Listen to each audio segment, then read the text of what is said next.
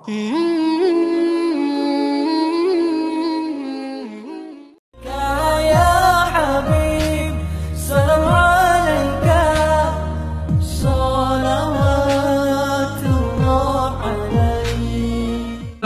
அலைஹி வஸல்லம் ஒரு கட்டத்தில் சஹாபாக்களை பார்த்து சொல்றாங்க, என்னுடைய அருமை சஹாபாக்களே, லயதுகுல் அஹதுகுமுல் ஜன்னத பிஅமலிஹி, என்னுடைய அருமை தோழர்களே, சஹாபாக்களே, உங்களோட அமல்களால் நீங்க சொர்க்கம் போக மாட்டீங்க. அப்ப நாங்க என்னத்துக்கு கஷ்டப்பட்டு அமல் செய்யணும்? அமல் செய்யறது சொர்க்கம் போறதுக்கு அல்ல, அமல் செய்யறது சொர்க்கத்துடைய தரஜாக்கள் அடைகிறதுக்கு. சொர்க்கம் போறண்டா அல்லாஹ்ட ரஹ்மத் வேணும், சொர்க்கம் போறதுக்கு அல்லாஹ்ட இரக்கம் வேணும். அதனால ரசூலுல்லாஹ் சொல்றாங்க, உங்களோட அமல்களால சொர்க்கம் போவேலா என்று சொன்ன நேரத்தில் சஹாபாக்கள் மிச்சம் நுணுக்கமாக இருந்து சொன்னாங்க. மிச்ச நுணுக்கமாக இருந்து கேட்டு ரசூலுல்லாஹ்ட்ட பதில் சொன்னாங்க, வலா அன்த யா ரசூலல்லாஹ், யா ரசூலல்லாஹ், சரி நாங்கள் சஹாபாக்கள் உங்களை கொண்டு ஈமான் கொண்டிருக்கிறோம், அல்லாஹ் ரசூலை கொண்டு ஈமான் கொண்டிருக்கிறோம், எங்கட நிலைமை தான் அப்படி, சரி பிரச்சனை இல்லை. வலா அன்த யா ரசூலல்லாஹ், அல்லாஹ்ட இரக்கம் இல்லாம உங்களுக்கும் சொர்க்கம் போவேலவா? குர்ஆன்ல அல்லாஹ் எப்படி சொல்றான், வமா அர்சல்னாக இல்லா ரஹ்மத்தல் லில் ஆலமீன், அல்லாஹ்வை தவிர முழு உலகத்துக்கும் சொல்லப்படுற பேர் ஆலம். அந்த ஆலத்துக்கு உங்களை நாங்க ரஹ்மத்தாக அனுப்பிக்கிறோம்.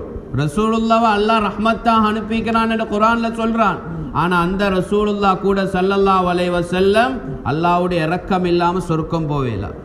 சொன்னாங்க, இல்லா அய்யதகம்மதனி அல்லாஹு பிரஹ்மத்தின் வ பிஃபத்லின், அல்லாஹ்வுடைய இரக்கத்தால் அல்லாஹ் என்னை மூடிக்கொண்டாலே தவிர, என்னை மூடிக்கொண்டாலே அன்றி எனக்கு கூட சொர்க்கம் போவேல வேண்டாங்க.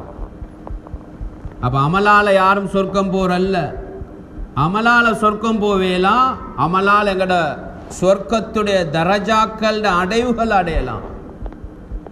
சொர்க்கவாதிக்கு அல்லாஹ்வுக்கு சுப்ஹானஹு வ தஆலா பலதரப்பட்ட தரஜாக்களை வச்சிருக்கிறான். 100க்கும் மேற்பட்ட தரஜாக்களை சொர்க்கத்தில் வச்சிருக்கிறான். ஒவ்வொருத்தட சொர்க்கமும் வித்தியாசமா இருக்கும்.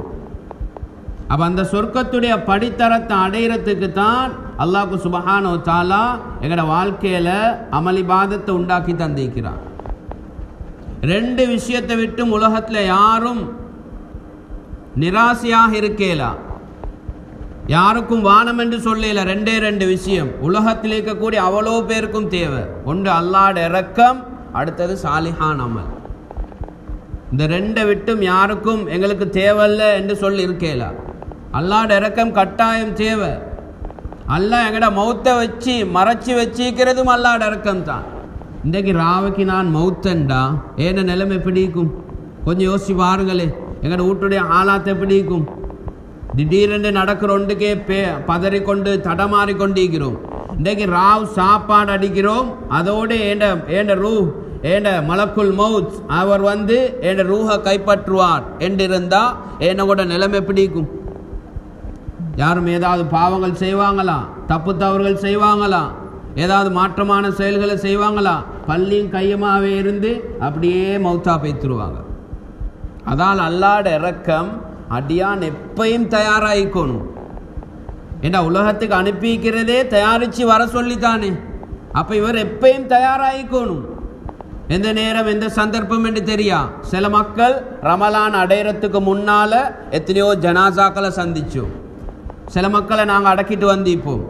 ரஹ்மத்துடைய பத்தில் நாங்கள் இருக்கிறோம். மக்ஃபிரத்துடைய பத்து எங்களுக்கு கிடைக்குமான்னு தெரியா.